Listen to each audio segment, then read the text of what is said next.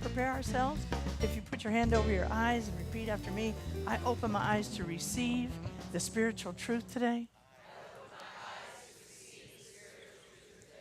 And now over your ears, I open my ears to hear the spiritual truth today. Now put your hand over your heart. Just extend out your arms.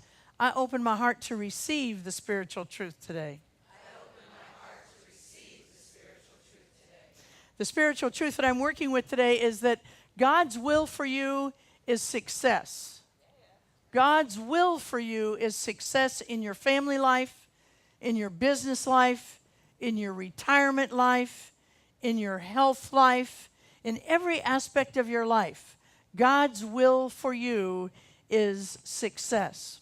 See, at CSA, we don't believe that there's a God in the sky sitting around eating bonbons, dreaming up trials and tribulations for you to have lessons about. No, we don't actually believe that kind of God exists. We do believe that in our life, when we make a mistake, we will feel consequences, and you can feel a punishment about that if you want, but it's not at the hand of God.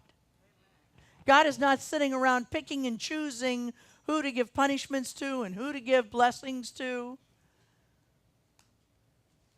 God wants success for you in every area of your life. CSA does believe in a God that is ready to fulfill listen to me now, every one of your dreams. Every one of your dreams. A God that is willing to fulfill every one of your dreams. And when your dreams are not fulfilled, you have one problem. And that problem is some incorrect thinking going around that is pushing your dream back farther from realization. It's a hard thing to hear. It's actually a hard thing for me to say. But sometimes I just have to tell the spiritual truth that Ernest Holmes has taught us. And that is, if our dreams are not being fulfilled, there's one problem, and that problem is we have some incorrect thinking going along, because God's will for us is absolute success. See, here's what happens. A lot of us dream and we dream and we dream and we dream, and then instead of stepping back and preparing ourselves in consciousness and in condition for the dream to become manifest in our lives, we start looking for evidence as to why it can't happen. We start digging around in our unhealed past. We start digging around in our history. And we say, well, I tried something like that before, and it never happened. When we do that, what we do is we just push. We don't kill the dream. The dream's there. We just push it farther away from where we want it to be. See, the whole talk really today is about willingness, about developing willingness muscles in our life, because the table's been set. Every dream you have has actually already been fulfilled. Our work is to begin to experience that which already is in our life. Because who cares if it's already been fulfilled if we don't have it in our day-to-day activities? Nobody.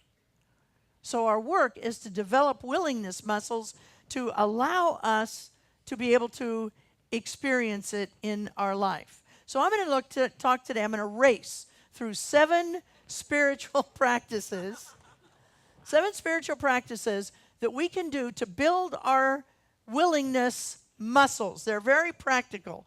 The truth is, you've already heard them, because if you've been attending at any time at all, I've talked about them in one form or another. And truthfully, if you've never set foot in here or in a church like this, you know these 7 practices because they're common sense. They just make sense if we begin to think of them.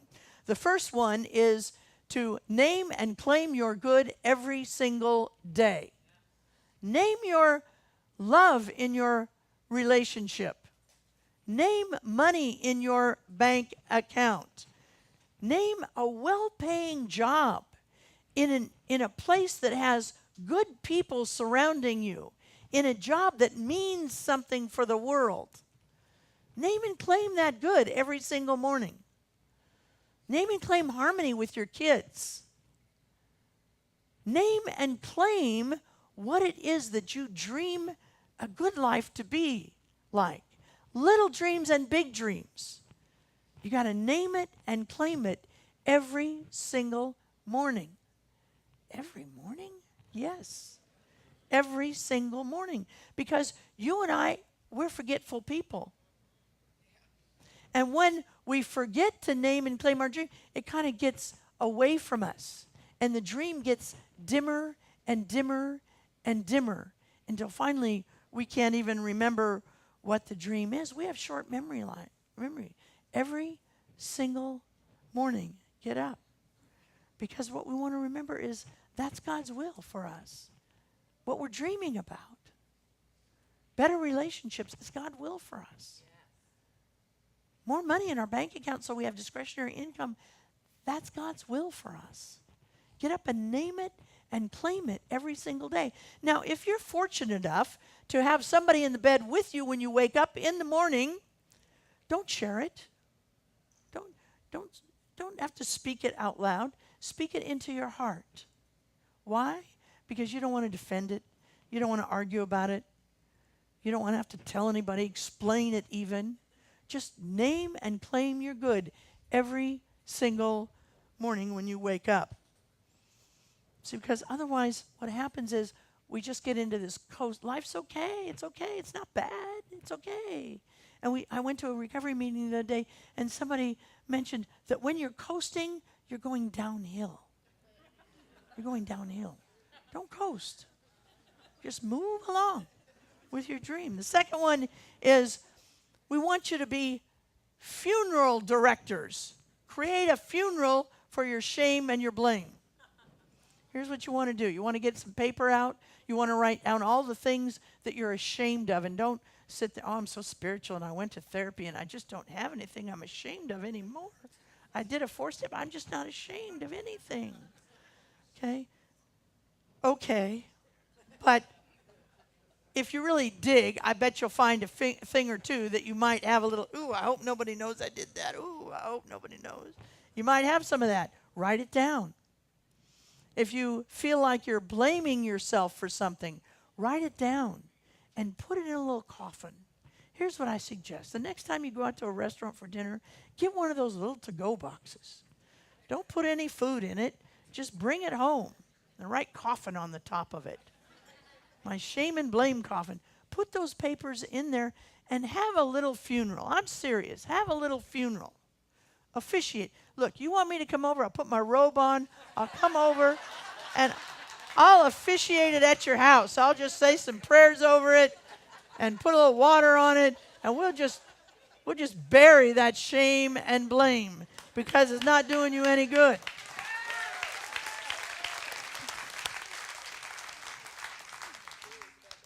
The third one is get real with your fears. Get real with your fears. Find out which fears are real and which are fears you've been carrying around so long that you forgot you're not even afraid of them anymore.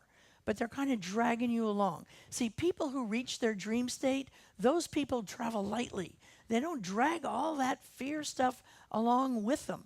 So write down, get at the kitchen table and actually write down, this is some of the things I'm afraid of.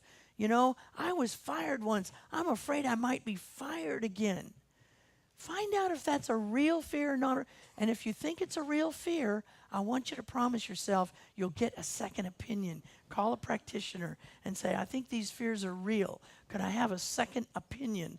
And begin to look at what they are because you want to get rid of your fears. Fourth one is remind yourself everybody has the access to God. See, a lot of times we push our dreams away because we're afraid our dreams are going to help upset somebody else. You know, our dreams are going to make somebody else unhappy. If I stop drinking, somebody else is going to be unhappy. If I stop going out to restaurants 6 times a week, somebody else is going to be unhappy. If I start going to the gym, somebody else is going to be unhappy. If I quit my job, a lot of times I see couples who are in these dead-end jobs because they won't quit their jobs because they suspect their mate will be unhappy.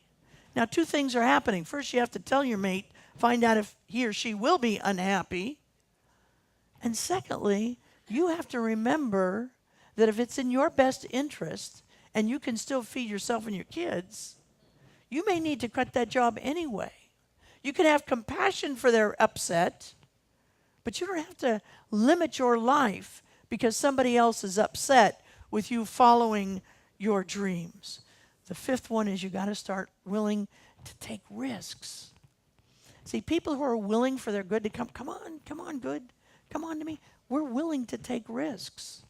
I left Santa Rosa with $500, no retirement income at all. I had $500 to my name, didn't know one soul, not one soul in Sacramento. Had no idea how hot it got over, no idea.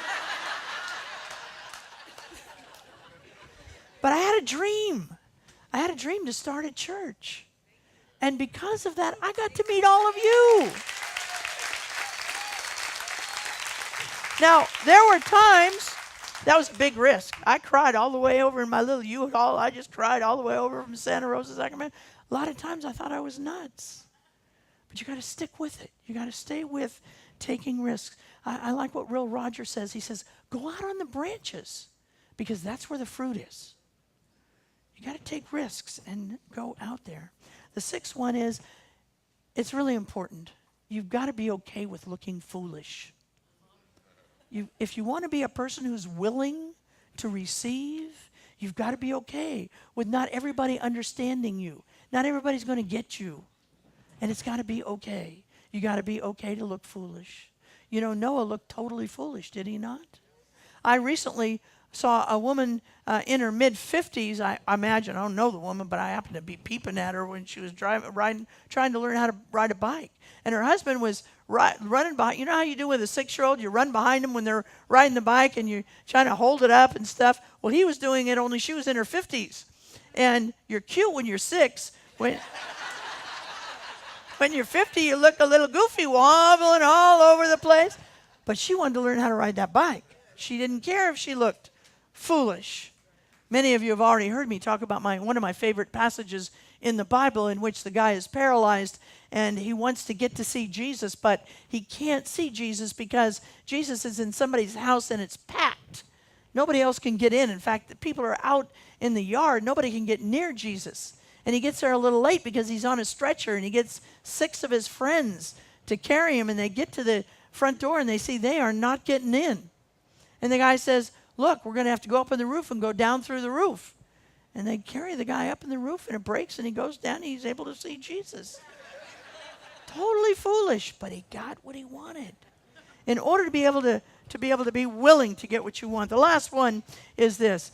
Walk boldly in the direction of your dreams. You got to walk boldly. Now, the most important word here is the word walk. Walk boldly in the direction of your dreams. See, sometimes we say we want to leap into our dreams. We want to fly into our dreams. But what we want to do here is to walk boldly. Why? Because we want to avoid what Mary Morrissey calls skyscraper dreams, where we're living in a 1-bedroom apartment and what we want to do is live in a skyscraper. And we forget there are a lot of steps in between.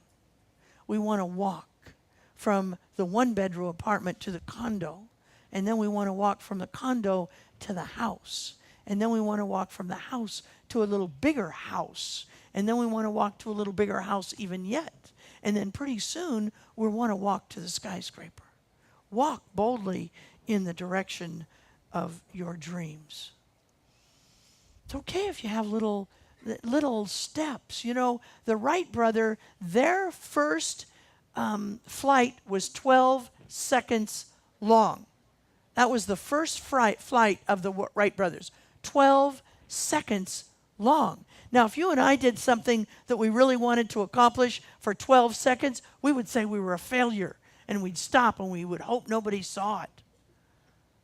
But when you're a risk taker, and when you are a person who's willing to walk, take baby steps into the direction of their dreams, fabulous things can happen.